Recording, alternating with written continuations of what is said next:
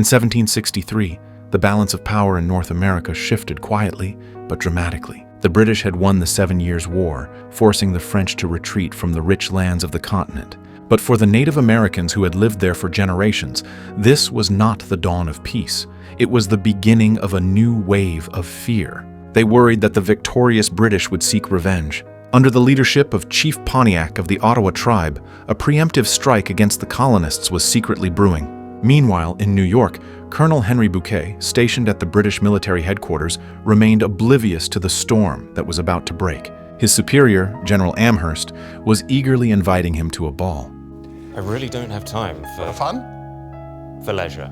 Bouquet had no interest in such leisurely activities. He was far more concerned about the safety of the frontier. He knew that the French withdrawal did not mean true peace, but the general dismissed his concerns, arrogantly believing that without French support, the Native Americans were nothing more than a disorganized mob. Bouquet tried to explain that cutting off the gunpowder trade could be seen as a hostile act of disarmament, which would only escalate tensions. The general, however, was eager to return to Britain and leave this abandoned land in Bouquet's hands. He even flippantly remarked that Bouquet could deal with these savages however he pleased, even if it meant inviting them to dinner. Unbeknownst to Bouquet, the ball was a deliberate arrangement by the general. His true intention was to reunite Bouquet with his former lover, Anne Willing. Meanwhile, at the distant Fort Michilimackinac, what seemed like a friendly game of lacrosse was about to become the prelude to a bloody massacre. The Native American tribes, under the guise of a game, boldly approached the fort,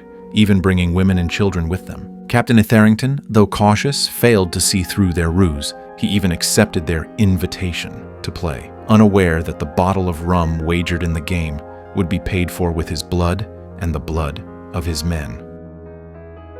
The game began, the atmosphere tense yet lively.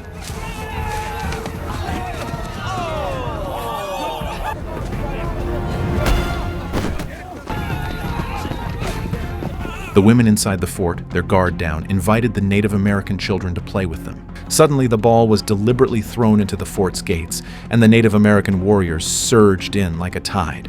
They pulled weapons hidden beneath the women's robes, and a one-sided slaughter erupted. The unprepared British soldiers fell one by one under clubs and gunfire.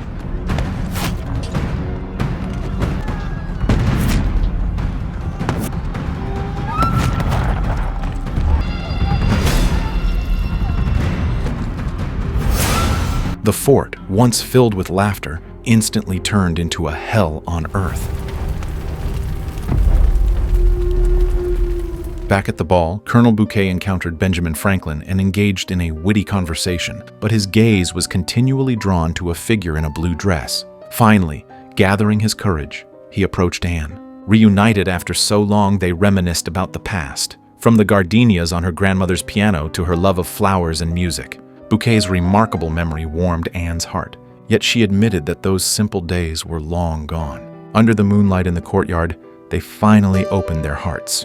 Anne confessed she could never marry a soldier, as she couldn't bear the pain of losing a loved one. Bouquet told her he had seen too much death and never wanted her to endure the same sorrow. But Anne turned the conversation, pointing out that the war was over, and Bouquet stood before her, unharmed. As the music swelled, they danced together, as if transported back to the past. Bouquet teased Anne about her many suitors, but she replied earnestly that she prayed day and night for his safety. Just as this quiet moment unfolded, a crisis silently descended upon the Byerly household. Chief Kikyukung, a friendly Native American, arrived late at night with a dire warning. Chief Pontiac had ordered the massacre of all colonists, and they must flee before dawn. Though reluctant, Chief Kikyukung's tribe had no choice but to participate in the slaughter to protect themselves.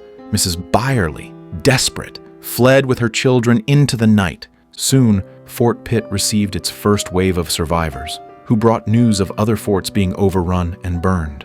Most of these men are from my outpost. 2 are from another. Both attacked by local Indians. More civilians poured in, covered in blood, weeping as they recounted the horrors of their families being burned alive. A missionary named Lennox confirmed to Captain Ecuyer that these attacks were organized, driven by the tribe's fear and distrust of the British. He warned that the warring tribes would show no mercy. Captain Ecuyer immediately dispatched a rider to New York for reinforcements. Meanwhile, Anne was troubled by how to handle her 2 suitors. Her cousin Peggy cleverly used a smallpox lie to drive away the unwanted visitor, clearing the way for Bouquet's arrival. Smallpox? Are you sure? Oh, no, not at all sure. The doctor says it will be a week before we know for certain. That's dreadful. It is. You're welcome to see for yourself. I'd best not. In the garden, Bouquet and Anne's affection deepened. Bouquet confessed that losing her would be more painful than losing any comrade on the battlefield, yet their tender moment was fleeting. In the garden, Bouquet unexpectedly encountered Mrs. Byerly, who had fled there. She brought devastating news. Her husband was missing, and the Native American tribes were mobilizing for war. Soldiers also reported that nearby Native American villages had been abandoned, signaling an impending large-scale attack. At Fort Venango, a cowardly lieutenant betrayed his men to save his own life. I'd like to propose an agreement. I want a horse. I want 2 guns, a rifle and a pistol. I want provisions for 3 days, some furs, and 2 bottles of rum. He struck a deal with the Native Americans, sacrificing his comrades in exchange for his escape. The soldiers, refusing to surrender, were slaughtered, and only the traitor was spared. I'm keeping all of your men, but you can go. Back in the garden, Bouquet returned to Anne, this time with a cart full of flowers, most notably the gardenias that symbolized their shared memories. Gardenias. I want to stay here all day. Yeah, as long as you desire. Their romantic moment was again interrupted by urgent military news. The plea for help from Fort Pitt had finally reached Bouquet. There's a dreadful situation in the area of Fort Pitt. But the war is over. I must take this to General Amherst.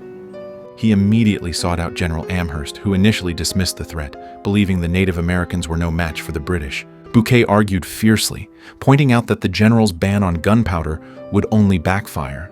As they debated, a second bloodied messenger arrived with even worse news. The Native American tribes were massing for a full-scale assault on Fort Pitt. If the fort fell, the entire American colony would be in jeopardy. Faced with undeniable facts, the general finally relented. He authorized Bouquet to mobilize all available forces and prepare for battle. Before leaving, Bouquet made one last visit to Anne, only to miss her. He left a letter with her cousin Peggy.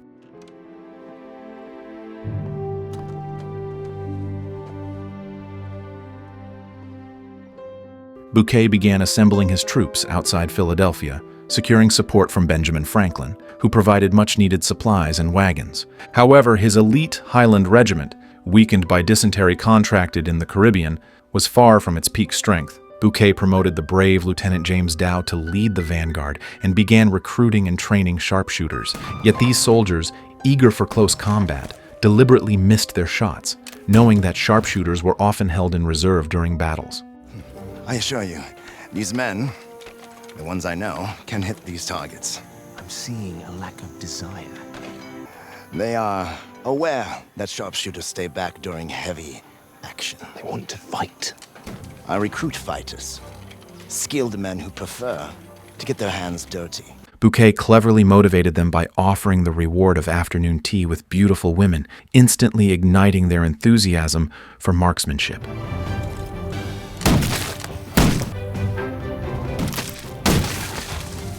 Inside Fort Pitt, supplies were nearly exhausted. A young lieutenant, seeing civilians used as bait outside the walls, desperately wanted to launch a rescue. But Captain Ecuyer calmly stopped him, knowing that any rash action would play into the enemy's hands and doom everyone inside the fort. Bouquet knew that to counter the Native Americans' guerrilla tactics, he had to fight fire with fire. He ordered all his soldiers to learn how to wield the tomahawk. As the troops marched, Anne unexpectedly caught up with them. She handed Bouquet a locket filled with gardenia petals, a symbol of their love and memories. Return to me, Henry. Return to me alive.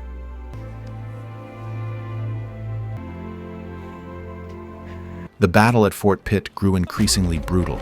The Native Americans launched a fire attack, and only the soldiers' desperate efforts saved the fort. Hold your fire! Anybody else in? Waste no powder or lead. They want us firing at the trees. Do not acquiesce. I have a shot. Take it.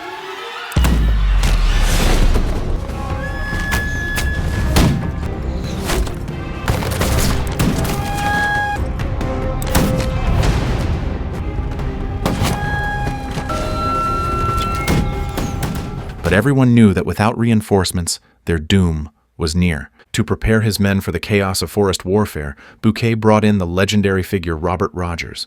I was trained to fight a dignified enemy in a dignified manner. That training is of no use on your road ahead.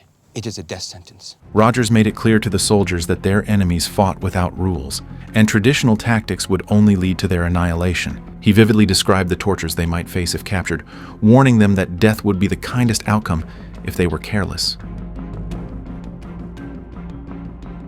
With a simple demonstration, he showed the soldiers the fatal flaws of bayonet charges in dense forests. In Carlisle, Bouquet encountered Byerly, who had come in search of his missing family, and also Lieutenant Gordon, the coward who had escaped from Fort Venango. Gordon claimed to have bravely escaped, but Bouquet saw through his lie. There were no rope burns on his wrists. Despite being severely outnumbered, Bouquet resolutely led his hastily assembled army toward Fort Pitt. Men of the Black Watch, 77th Highlanders, Royal Americans and Royal Artillery.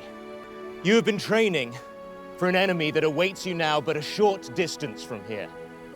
Along the way, you will see why we have traveled so far. Families have been decimated. You will see things no man should see. Many of those settlers have been murdered and their children abducted. The rest, the survivors, are now hiding. And they wait for you. They are praying you will come soon and rescue them from their nightmare. You carry on your shoulders a burden no man so young should carry. But it is your burden still. It is my burden too. Together, we will march into the teeth of the enemy. Our destination is Fort Pitt. I can hear the cries from that land, pleading for help. Men of the Black Watch, 77th Highlanders, Royal Americans and Royal Artillery. You can hear it too. Together, we run towards the cries, and we will liberate our king.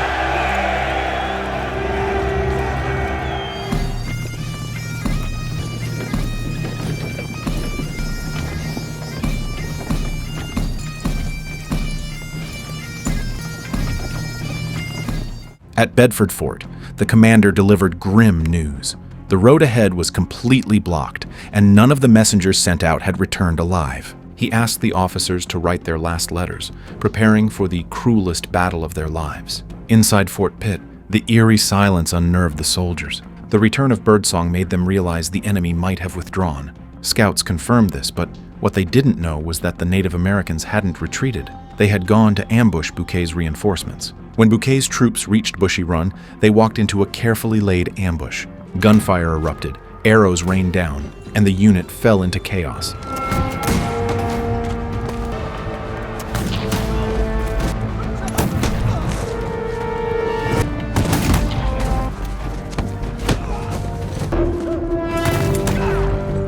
Soldiers fell under the hail of bullets, and Bouquet was forced to order a defensive stand, using sacks of flour to build a circular fortification.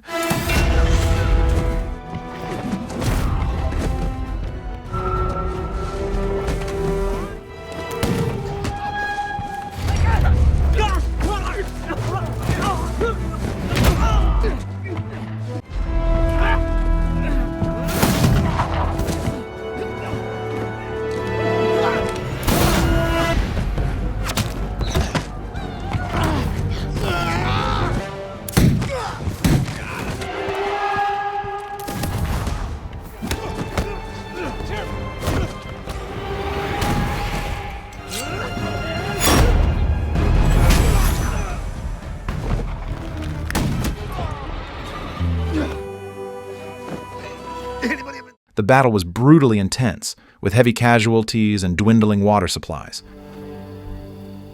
By nightfall, Bouquet wrote what might be his final battle report by the dim candlelight. At dawn, facing certain death, he decided to take a desperate gamble. He devised a bold, almost reckless plan. 2 companies would feign retreat toward the center of the defensive line, deliberately exposing a vulnerable flank to lure the enemy into a charge. It was a massive gamble, betting on the enemy's greed and the discipline and courage of his own men.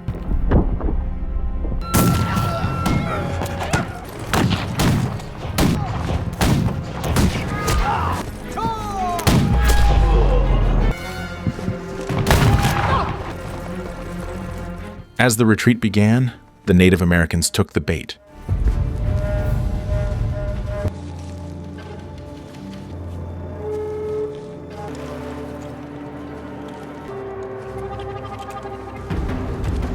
Abandoning their long-range fire, they rushed from the woods with raised tomahawks, believing victory was within reach. At that moment, Bouquet's whistle pierced the battlefield. The retreating troops suddenly turned, forming an impenetrable wall of bayonets. Simultaneously, another hidden unit struck from the rear, completing the deadly encirclement. In the close-quarters combat, the bayonet's reach overpowered the tomahawks. The Native American assault crumbled, and their forces scattered in disarray.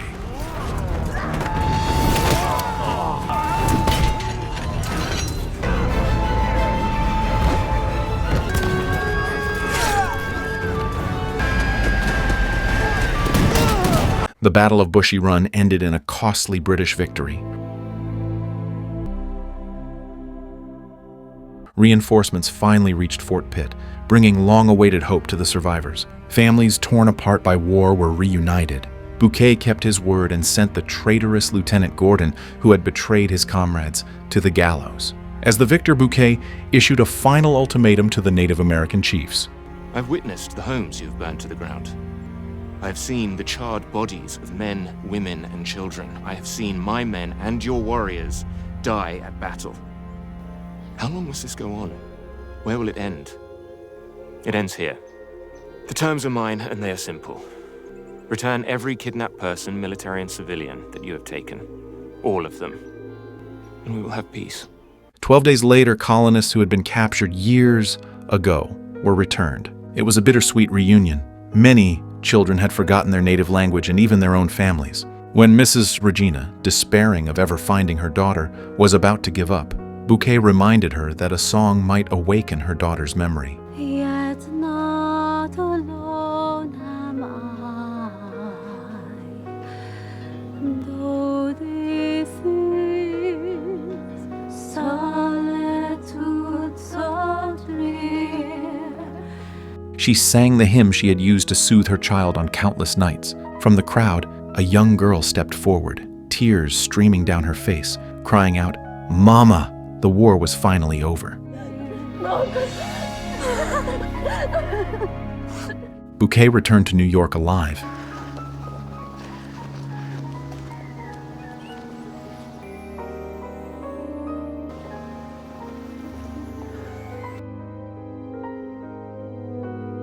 Anne, clutching his letter, ran through the streets toward him. Having survived death, they embraced tightly. This time, nothing could ever separate them again. Come back to me alive, Henry. You came back. I fought my last war. May it be that way for all of us.